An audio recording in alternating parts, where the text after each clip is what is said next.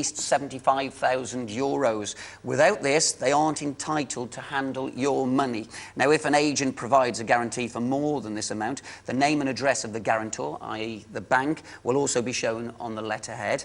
And if an agent has a lower guarantee, you should pay your deposit to the notary or another legal profession involved in the sale. So there you go. Hopefully that answers your question. Also, Germany's pretty much the same. You should never hand over a deposit before a contract has been signed. It is stipulated what happens to the deposit in the case of... That's the same in France and in Germany. I can vouch for that.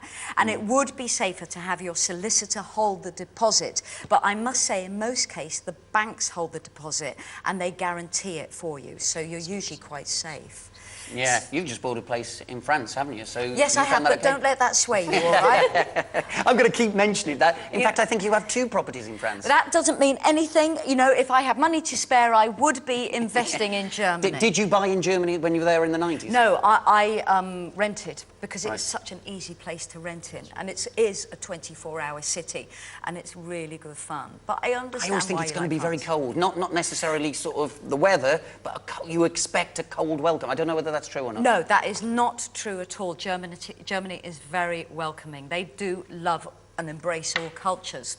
So, here I am doing the hard sell. I hope these answers may have started you down the path of a decision, but there's still time for a diversion as we've loads more info to come. Oh, yes, we'll be getting into all of our guests' crucial concerns when they're buying property abroad, and we'll be finding out what Sam and Alan will be rustling up in the kitchen. So whatever you do, don't go away. We'll be back after this. Bye-bye.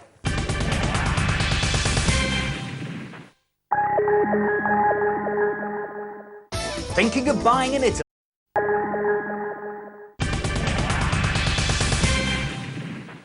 Welcome back to Head to Head. Today we've got friends in a foreign property quandary, Dylan Matheson and Helen Kingsnorth. The question is this: would France or Germany make the best home for their property pounds? But I feel there are culinary concerns to discuss first. Well, you're quite right there, Paul. I mean, Germany isn't exactly known for its reputation with good food. So we've got a bit of a battle on our hands today. I hope you're ready for a good fight, Sam. Ja, Fräulein.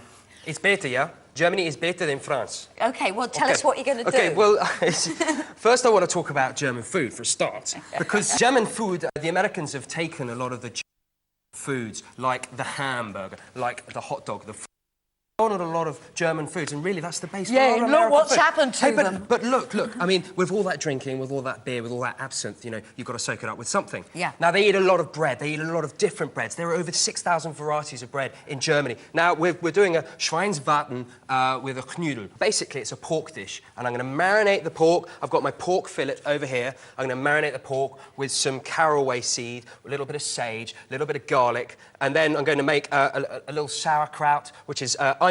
They eat a lot of onion with their meats in Germany, or fried onion, or sauerkraut, you know. Yeah, pickled. So pickled, exactly. So we're gonna soften that, and then we're gonna add a little bit of white wine vinegar at the end of that. Okay, and then we're gonna make our dumplings. We've got milk, we've got cheese going in there, some herbs. So we are gonna make the dumplings. Fantastic. And we're gonna bring it all together. I like dumplings. I think that sounds fantastic. Well, it's a dish. They eat a lot of dumplings in the south with their potatoes, and it's better, yeah. Bitter? Yeah. Yeah, Bitter. Better by far, and not a sausage in sight. Yeah, he's talking it up there, but I have to be honest, I cannot name one famous German dish. I mean, sauerkraut, I mean, that sounds horrible. You don't want to eat something called sauerkraut. Apfelstrudel? A national dish of fermented cabbage. Yum. I'm pleased Sam's actually got caraway seeds in there, because that helps freshen the breath. And my goodness, you'll probably need it once you're back. Absolutely, but France, the land of food. It's the epicentre of gastronomy. Yeah, we've got a pork dish also, which is great, but here, you know, you think of France, you think of cheese. We've got camembert. Camembert cream. You think of France, you think of cheese. Oh, you do. What planet are you from? do. It's got so many beautiful cheeses. Here we've got a camembert dish. It's going to be turned into a camembert cream sauce to go with this, lightened up a little bit by a little bit of Dijon mustard, you know, the Pope's condiment, a little bit of Normandy cider reduced to give it that lovely freshness coming through there with apples. So here we've got a dish which is Normandy, which is north of France, so it's a little bit heavy, a little bit of creme fraiche in there, taking it all off, served with some garlicky beans, served with that. Oh. Now, that's a combination made in heaven, not some stewed cabbage. Sold it to me, mate. There Thank you you, go. sir. Now, I have to say about French food and German food, I mean, obviously, France is famous for its food, but just the dish there, you think that's quite subtle, whereas that seems quite obvious, quite sort of big and like, oh. France has fantastic food. Why on earth Alan is cooking pork, I really don't know. There you go. Guys, what do you think? I think they both sound interesting. Thank you, Helen. I agree. I'm keeping an open mind at this stage. Yeah, been very diplomatic there, I think.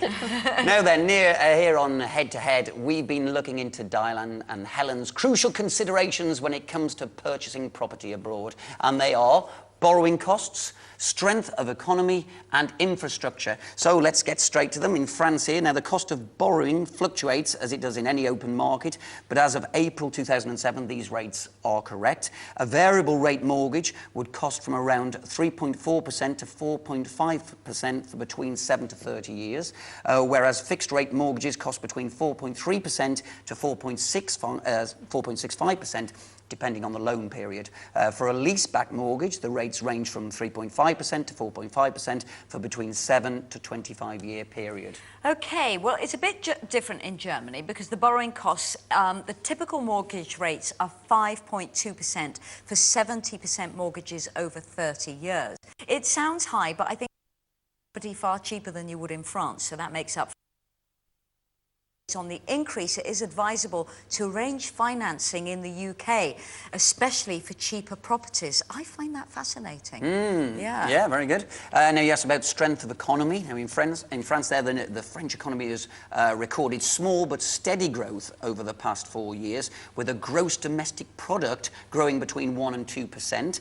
But with a new French government promising to transform the economy with lower taxes, the near future could likely to be a prosperous one for investment purposes. So it's looking good in France. It's looking even better in Germany. The German economy recovered in 2006 after a long period of stagnation.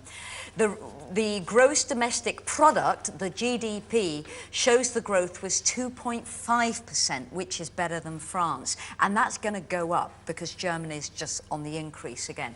Now, this growth had a positive impact not only on consumption and consumer confidence, but also on property markets and the construction industry. So there you go. OK. You asked about the infrastructure. Now, France is the 5th largest economic power in the world and has an infrastructure to match. There's an extensive road system and the rail network is one of the best in the world. I don't know if you've used the trains in France, are just absolutely incredible. And it connects the whole country, which is good. There are over 100 airports countrywide. Got to be good. OK, well, the infrastructure in Germany, we all know, is absolutely fantastic. It's famous for its autobahns. But the country has such a strong economy that is always constantly being upgraded, and they feel quite competitive with the rest of Europe. For example, the train line between Berlin and Hanover has reduced its journey time from 4 hours to 96 minutes, and that's through modernisation. As far as airports are concerned, there are 19 international airports in Germany, 3 of which are in Berlin. Schönfeld, Tegel, which I always use. Tegel is a lovely little, it's a hut in the middle of a field in the middle of the city. I love it. And Tempelhof. So the infrastructure is really, really good there. So are we swaying you with any of these facts and figures? Well, I've been to Germany, and what you said is largely correct, and I think that it's definitely the image of it being super efficient and all the rest of it. It runs on its efficiency, doesn't it? It's well known for it. Well. And if anything, if it's lacking in a sense of humour, it's because of that efficiency. But at least you know you can get from A to B. But you mentioned that. I mean, would you be wanting to use this property for holidays yourself or just for renting out? Possibly. I think if it was to be France, it's more likely that you'd want to, a weekend away. I was going to say, would you want to go to Germany, really, on holiday twice, 3 times a year? Look, with the greatest tell you, respect. Paul, Berlin, which you don't really get to hear about, has the most fantastic lakes. And every weekend, everyone goes off to the lakes, which are only about half an hour away, and they picnic. And you're going to have absolutely beautiful food at the lakes. And do you know the like reason that. they go to the lakes? Because there's nothing to do in the city. That's why.